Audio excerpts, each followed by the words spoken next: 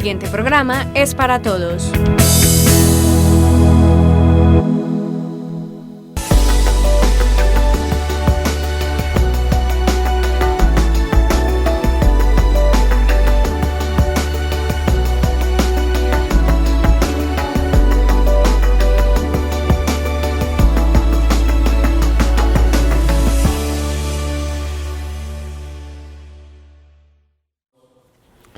Televidentes de Tinteando con la firma, buenas noches. Nuestro tinto de hoy nos lo vamos a tomar con Gustavo Zapata Restrepo, con quien vamos a dialogar sobre la historia política de nuestro municipio. Gustavo, bienvenido a Tinteando con la firma, buenas noches. Juan Carlos, buenas noches y muchas gracias por la invitación. Bueno, Gustavo, cuando uno habla con usted, pues se da cuenta de una cantidad de cosas que no conoce de Andes que hacen que uno como que quiera más al pueblo, ¿sí? Así es, Juan Carlos. En realidad la gente desconoce mucho de la historia de Andes. Sí, Juan Carlos, conocer la historia es tal vez el principio para amar a Andes. Es decir, uno ama lo que conoce. Y entonces el conocimiento de la historia hace que uno se apegue al terruño y que se quiera mucho a Andes, porque hubo procesos históricos, unos muy interesantes y otros muy dolorosos. Muy dolorosos, sí. Entonces se va uno aficionando a este asunto de la investigación histórica, Juan Carlos, y descubre uno procesos que eran completamente desconocidos, pero que estaban en antiguos archivos o en antiguos documentos. Es de verdad muy interesante, Juan Carlos.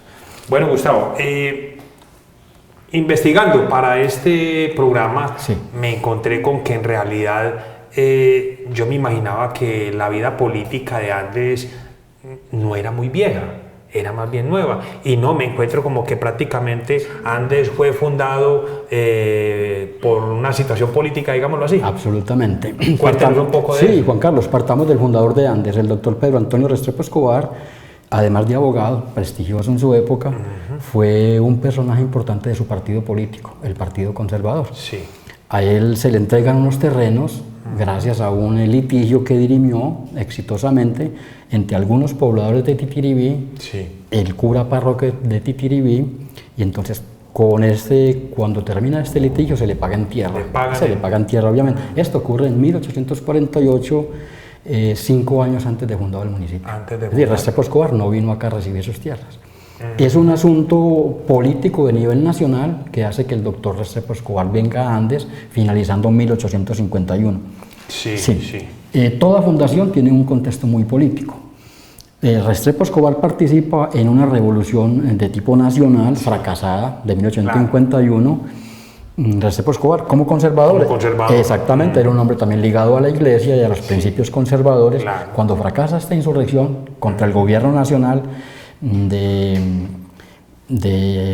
López, del general López, Hilario López, cuando fracasa esta insurrección y Restrepo Escobar huye, le toca huir obviamente, entonces se refugia en sus territorios. Y ahí es donde llega. Exactamente. Meses después, el 13 de marzo, funda oficialmente el municipio, pero ya había un poblado, exactamente, se llamaba la Aldea de Soledad, que fue fundada junto con Jericó el 28 de septiembre de 1850. Llega Restrepo Escobar, funda un territorio, funda un pueblo, y aprovechando pues su ascendencia política, entrega terrenos, entrega lotes y entrega a copartidarios. Entonces fue una fundación de carácter conservador. Entonces le entregó a familiares y a gente que tuviera una militancia conservadora completamente comprobada. Y en cierto modo el hecho de él hacer ese acto pues lo hacía sentir más importante y era todo un líder en la comunidad. Totalmente, Juan Carlos. Los móviles políticos siempre han sido importantes en este tipo de personas, sobre todo que disemina por todo el territorio toda una clientela política. Y él fue representante a la Cámara y senador de la República en épocas de mucho conflicto, ¿cierto? Pero él no pudo mantener esto como una Arcadia conservadora, porque empezó a llegar mucho liberal también, claro. Llegaron colonos y empresarios de mentalidad liberal, entre ellos uno importantísimo que es el doctor José Vicente Uribe, padre de Juan de Dios Uribe, el Indio Uribe. Un personaje liberal, no solamente de política, sino que de liberalismo económico. Entonces vienen como colonos, pero como colonos empresarios, a explotación de minas y a comprar también parte del territorio. Eran empresarios, obviamente con una mentalidad liberal. Entonces la propuesta inicial de Restrepo Escobar, que era mantener un pueblo bajo los principios del conservatismo, no lo pudo hacer, no se pudo hacer obviamente, porque llegaron colonos de muchas otras en regiones con una mentalidad liberal. Sí. Pero los comienzos del municipio sí es muy conservador, es muy conservador. La colonización de Andes tuvo la característica de que fue muy abierta, en contradicción como con lo que pasó en Jericó, que fue cerrada, controlada y muy planificada. La de Andes fue más espontánea. Sí, sí. Entonces llegaron colonos de mucha procedencia y de muchas otras ideologías políticas.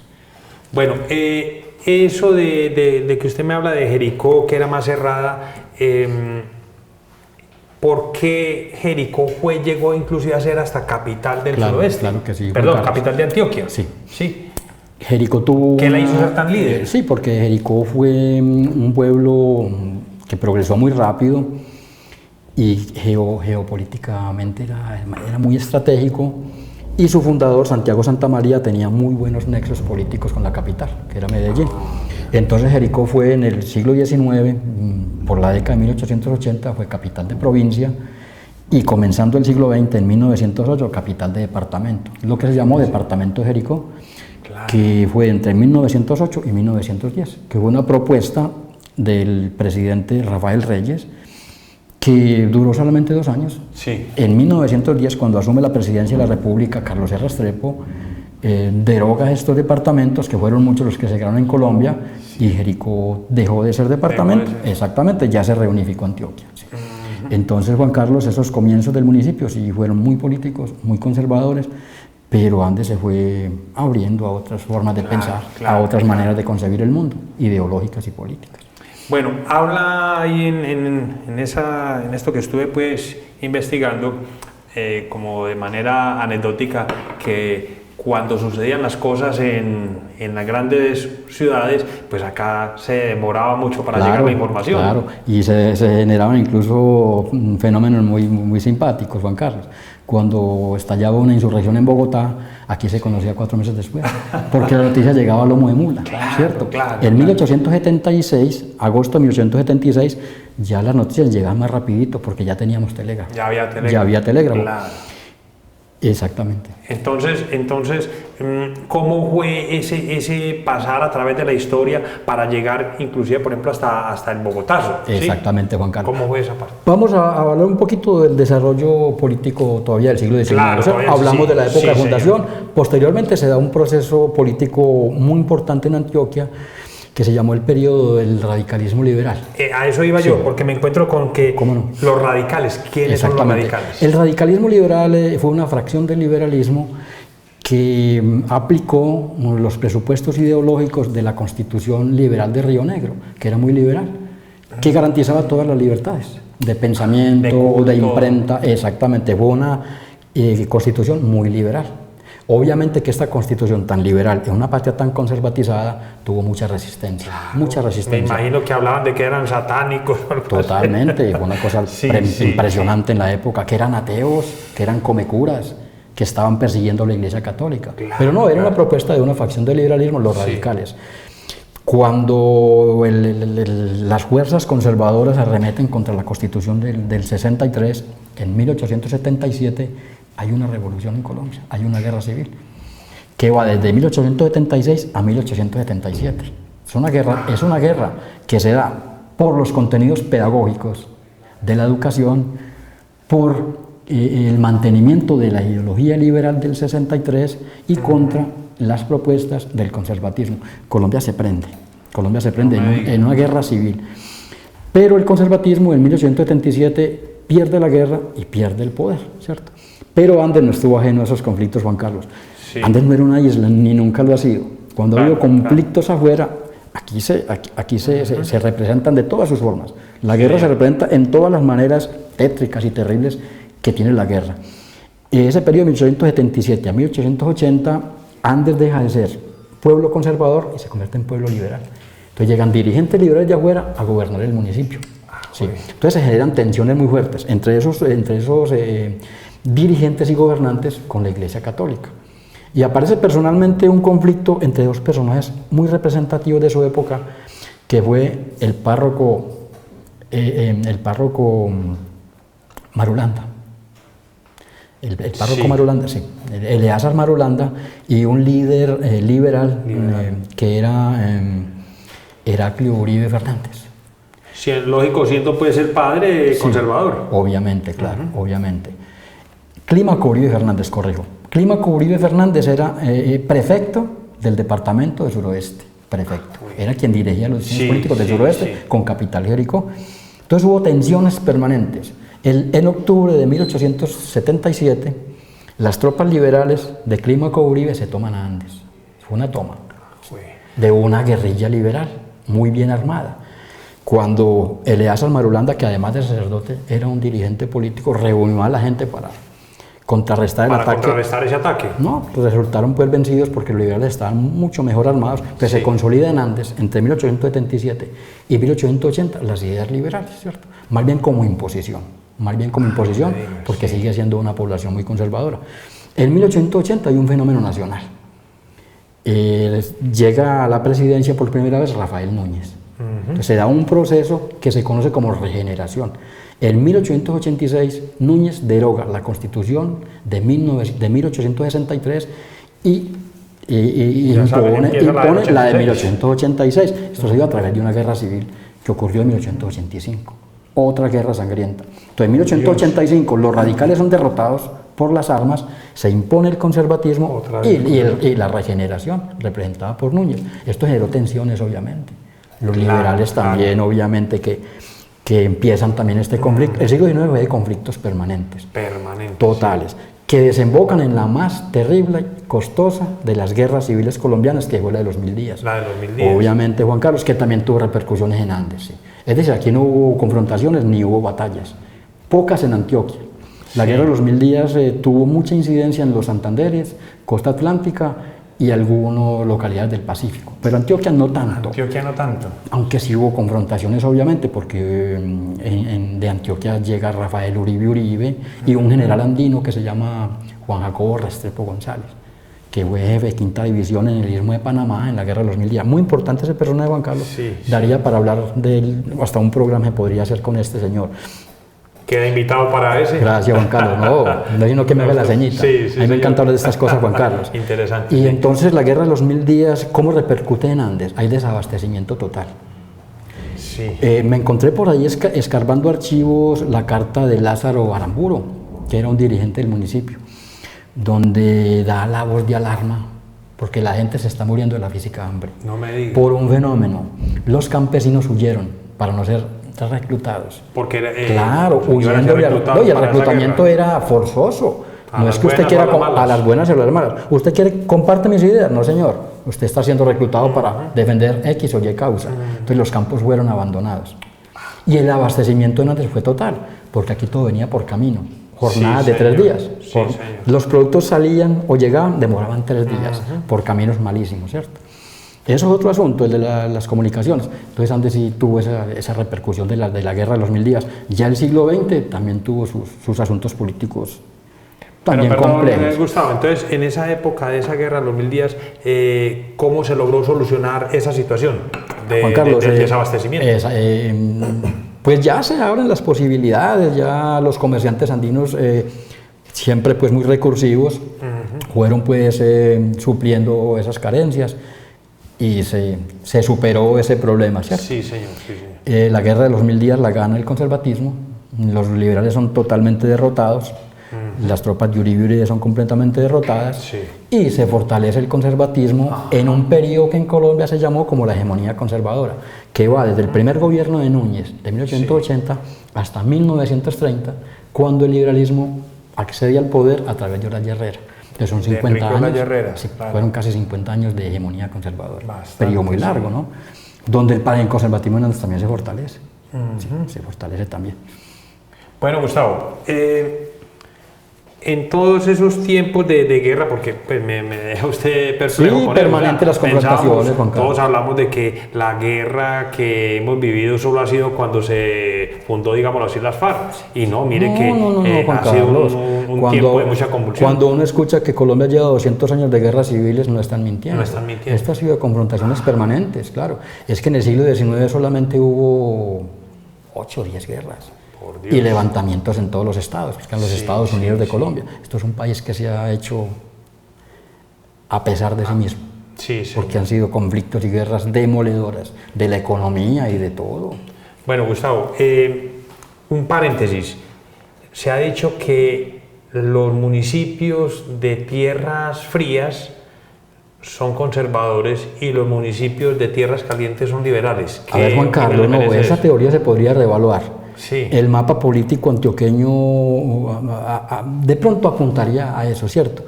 Lo que pasa es que en las periferias del departamento, que son zonas cálidas, sí. eran más liberales, pero no tiene que ver con lo climático, no, son cuestiones completamente geográficas o políticas, ¿cierto? O políticas. Sí, señor. Sí, porque allá se desplazaban de pronto los mineros, claro. La población negra. Sí, señor. Que la población negra es, digamos que por antonomasia, una población liberal. Puede ser de pronto en gratitud a que el liberalismo otorgó la libertad a los esclavizados en 1851. Entonces hay de pronto una respuesta hacia ese asunto. Entonces todas estas poblaciones negras que se hacen en las periferias del departamento, hablamos del Bajo Cauca, claro. de las zonas del Magdalena, del Urabá, las zonas chocuanas, eran de militancia liberal. Pero claro, no tiene nada que ver, Juan Carlos, con asuntos climáticos, no. Bien. Bueno, Gustavo, le voy a comentar algo, pues digamos, de muy actual, para referirme a algo muy del pasado, sí. Y es lo siguiente, muchas personas escritores han querido fortalecer y perpetuar, entre comillas, digámoslo así, un periódico, un semanario, una revista, sí. Acá en Andes, claro. ¿Sí? Y no han podido. Difícil. La verdad es que es muy difícil. Ni siquiera virtuales, Juan Carlos. Sí, es muy dificultoso. Ha sido complejo. Pero se encuentra uno con que años atrás, muchos, ya usted nos va a hablar de un poco de esas fechas, acá en Andes habían 2 periódicos. Increíble eso, Juan Carlos. Y es más, impresos en Andes. No, pues cuéntenos de eso, porque es que, lo deja uno perplejo. Es increíble, Juan Carlos. Cuéntenos. Yo no me creía la historia. Andes tuvo una tradición de periodismo bien interesante. A partir de 1930 se crea un periódico que se llama Renacimiento, conservador. Periódico conservador, Renacimiento. Obviamente, el Renacimiento. Muy conservador porque iba contra las ideas del liberalismo que se estaba empezando a instaurar en 1930. Pero hay un periodo muy rico en periodismo que va entre 1939 hasta 1945, 46. Surgen 2 periódicos, Fuego, sí. Que representa y defiende las ideas conservadoras, y El Yunque, que fundó y dirigió Arturo Escobar Uribe, otro personaje muy importante y que defendía el ideario liberal. Pero la confrontación, Juan Carlos, fue muy interesante porque era una confrontación de ideas. A punta de ideas. A punta de ideas. Hombre, qué bonito. No, nos daban lecciones de civilidad. Qué hermoso. Sí, entonces mire qué interesante, Juan Carlos. Pero perdón, Gustavo, entonces aclaremos. Sí. Había un periódico que se llamaba Renacimiento. Anterior. Sí. Luego surge Fuego, que es conservador, y Yunque, que es liberal. Entonces, en una época de confrontaciones ideológicas muy fuertes, con derramamientos de sangre en algunas regiones de Colombia, que son los antecedentes de la violencia política. Claro. Aquí estos señores se daban madera a punta de ideas y de periódicos. Qué belleza, muy interesante, una lección de civilismo. Bueno, Gustavo, ¿y yo, Juan Carlos, encontrado ejemplares? Juan Carlos, tuve el honor de tenerlos en mis manos, todos los números, pero no sé, los llevamos al archivo histórico y alguien inescrupuloso se los llevó y se los apropió. Que estaban allá para ser consultados por todo el pueblo, por todo el que fuera allá, Juan Carlos. Alguien, no hemos podido saber quién se los apropió. Una lástima, Dios. Es una lástima. Deben estar en el archivo histórico. O sea, no se sabe dónde están. Perdidos absolutamente. Por Dios. Y ahí, Juan Carlos, mirando esos periódicos, yo hice una investigación de carácter político interesante, porque esos textos son muy ricos, muy ricos. Entonces está la historia del municipio, el desarrollo urbano, la historia de las ideas, la historia de las confrontaciones políticas, interesante.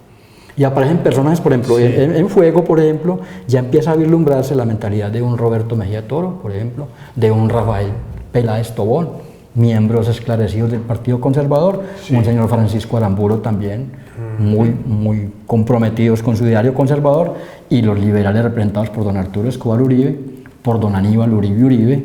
Entonces se da una confrontación bien interesante. Yo no he podido saber que estos señores se daban madera en el parque, o se daban puños, o se amenazaran con armas.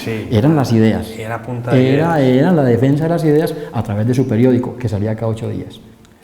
Bueno, y usted me dice que se lo imprimían acá en... Se imprimían en Andes. Por Dios. Porque había una imprenta de la Sociedad de San Vicente de Paúl. Y la Sociedad de Mejoras Públicas trajo también la suya. Habían 2 imprentas.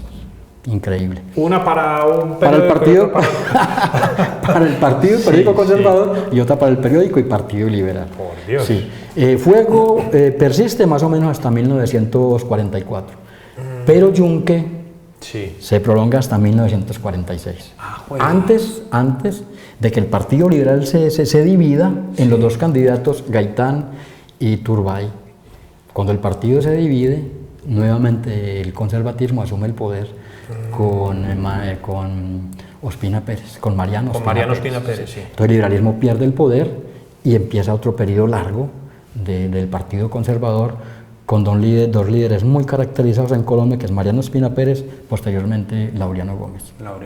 Que ya hubo una confrontación muy fuerte de las ideas, que sí acompañada de derramamientos de sangre, de persecuciones y de eliminación física del otro. ¿Cierto? Por Dios. Entonces hay una degradación de la política, Juan Carlos. ¿Y eso llega acá? Juan Carlos, en 1948, pues todos sabemos de una u otra forma que ocurrió en Bogotá el 9 de abril, cuando asesinan a Gaitán en las calles. La ola de violencia y de reacción del liberalismo fue por todo el país. Pero hombre, en Andes hubo una reacción civilista. Obviamente que hubo disturbios. Hubo azonadas, obviamente. Pero posteriormente la violencia política de mediados del siglo XX aquí no fue tan desastrosa. Primero porque había unas muy buenas cosechas cafeteras y había una bonanza cafetera de años 51 y 52. Porque había muchos nexos familiares entre los militantes del liberalismo y los militantes del conservatismo. Dirán, este es primo mío, ¿cómo lo voy a atacar? O sea, había una mezcla pues, de familias. Hombre, no toquen a ese señor que es un liberal muy querido y es de mi familia. Hombre, ese señor es un conservador muy querido, muy amable, y es de mi familia. Unos nexos familiares muy importantes y además había muchos propietarios, medianos, pequeños y medianos propietarios. Eso hizo también que no prosperará mucho la violencia. Que obviamente la hubo, no voy a decir que no, pero no revistió de pronto las características que tuvo en Salgar, o en Concordia, o en Urrao, que fue un acabose y que fue unas épocas de crisis humanitaria impresionante. Bueno, Gustavo, me gustaría que hiciéramos un paralelo. En estas épocas de violencia que azotó al país, nos encontramos con que Andes fue receptor de personas que fueron desplazadas por la violencia. Claro que sí, Juan Carlos, sí. Y si nos remitimos, como lo dice usted, a Salgar, a Urrao, a Concordia, nos encontramos que muchas personas de esas poblaciones también se vinieron para acá, para Andes. Es verdad, Juan Carlos, y eso lo puede uno comprobar revisando documentos del Archivo Histórico de Antioquia. Muchas familias fueron recibidas acá y algunos se desplazaron a la zona rural, otros a la zona urbana. Aquí hay familias representativas, los algareños que llamamos, por ejemplo, exactamente, los llamamos los algareños, una familia Restrepo muy querida por todos, gente buenísima, gente maravillosa. Sí, señor. Esa sería como la más representativa, otras también, otros llegaron del Viejo Caldas también. Entonces sí, Andes fue una especie de oasis de paz. En medio de una atmósfera política completamente invivible. ¿Y el secreto pudo haber estado en eso? En la bonanza cafetera, como lo dice usted. Muy buenas bonanzas cafeteras, Juan Carlos. Y los pequeños propietarios. Y había mucho propietario, mediano y pequeño, sí. Y había en cierta manera mucha tolerancia política por los nexos familiares. Yo diría que esos 3 fenómenos amortiguó mucho el asunto de la violencia en Andes, que eso fue nacional. Sí. Y aquí llegó Chulavita. Aquí vino policía Chulavita, que venían de Boyacá. ¿Qué significa eso, policía Chulavita? Juan Carlos, la policía Chulavita fue la policía nacional creada por la presidencia de Laureano Gómez. Vienen de una vereda de Boyacá que se llama la vereda de Chulavita. Sí.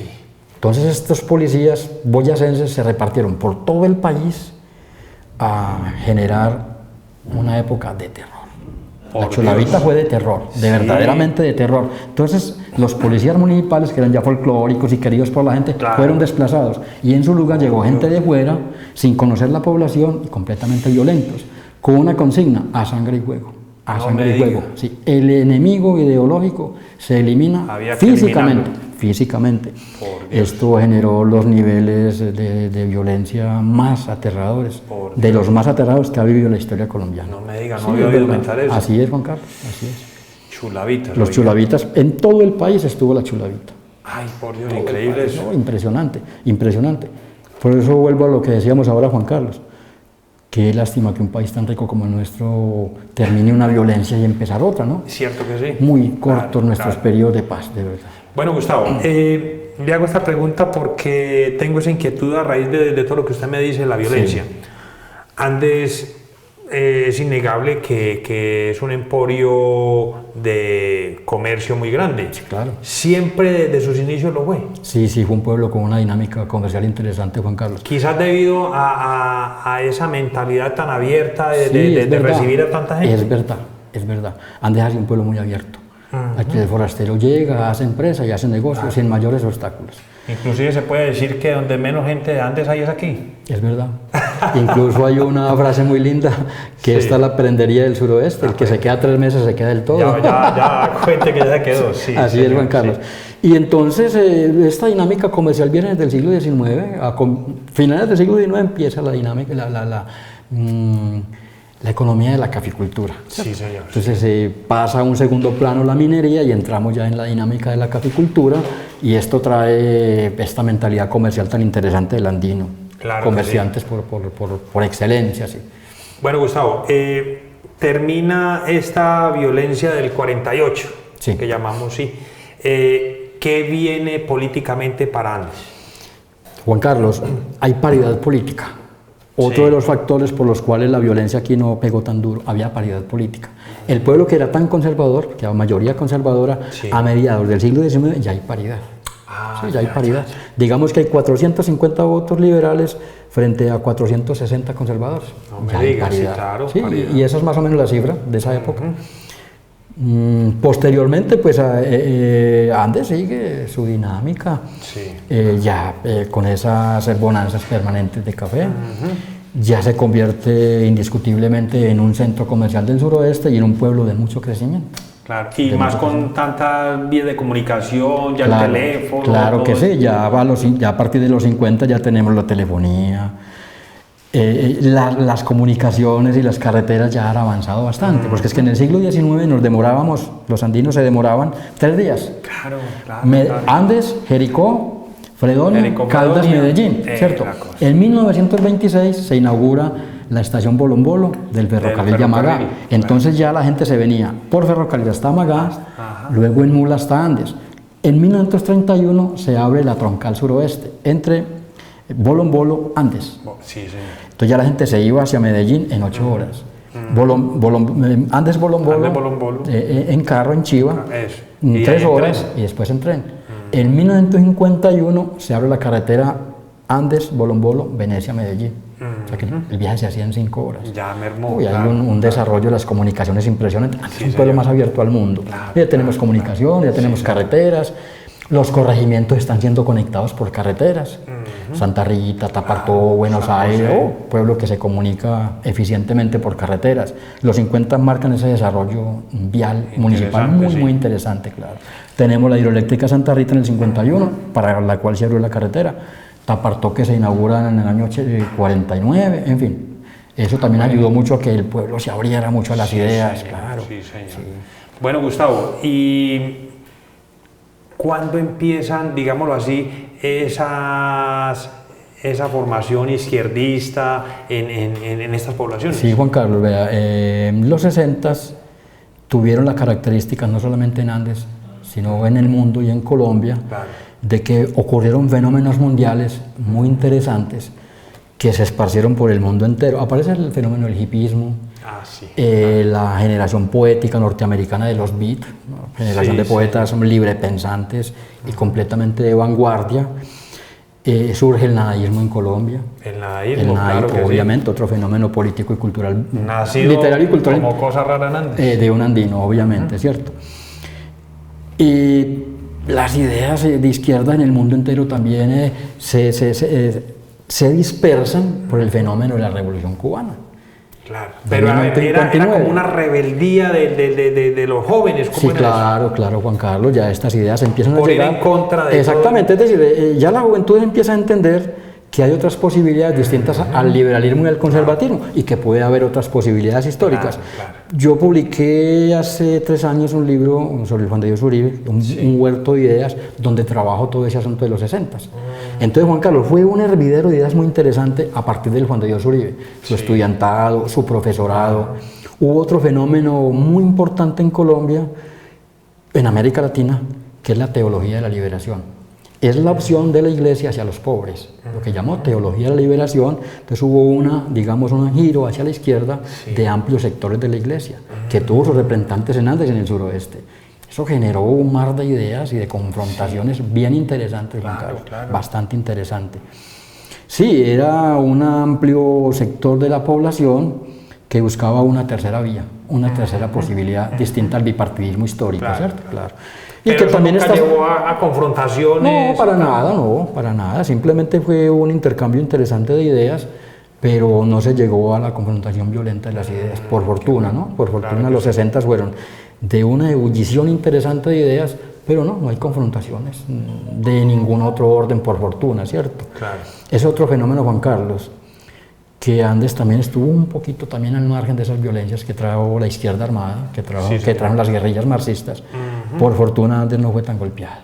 Bueno, Gustavo, ya para ir terminando, ¿se puede decir entonces que Andes ha sido más bien pacifista? Sí, Juan Carlos, yo creo que sí lo es. Sin descontar estos fenómenos contemporáneos, de toda esta violencia que trae el microtráfico y estos otros fenómenos pues, degradados completamente del conflicto, ¿cierto? Pero yo diría que sí, Juan Carlos, yo diría que Andes ha tenido una vocación pacifista. Gustavo, ya para terminar, esta Andes, como población grande acá en el suroeste, tiene una cantidad de votos impresionante. Obvio, claro que sí. Los políticos de todos los tiempos siempre se han fijado en Andes para mirarlo pues políticamente. Sí. Siempre. Mire que en 1940 se erigió el busto de Juan de Dios Uribe, un líder del liberalismo colombiano. Claro. Es un acto completamente simbólico. Sí, señor. Es decir, mire, ya tenemos tantos votos en Andes, los liberales, que ya podemos hacer un monumento a Juan de Dios Uribe, un ícono de las ideas liberales en Colombia. No, Andes es un pueblo muy interesante. Bastante. En cuanto a ideas políticas es muy interesante, Juan Carlos, y está todavía por investigarse. Lo que he publicado ha sido lo que se ha podido publicar, pero hay una cantidad de cosas que están para compartirla con los andinos, para que conozcan realmente este pasado nuestro. Interesante. Tan interesante. Sí. Gustavo, para terminar le voy a hacer como una invitación. Sí, Juan Carlos. Y es que más adelante podamos, si hay forma, pues, de poder conocer alguno de esos semanarios del Yunque. Juan Carlos, qué maravilla, ojalá lo recuperemos. Claro, qué bueno. Pues me encanta la conversación en el tinto, o sea que solamente tienes que hacerme la seña, Juan Carlos, y aquí estaremos. Excelente. Sí, cómo no. Muy bien. Televidentes, buenas noches y hasta un próximo programa.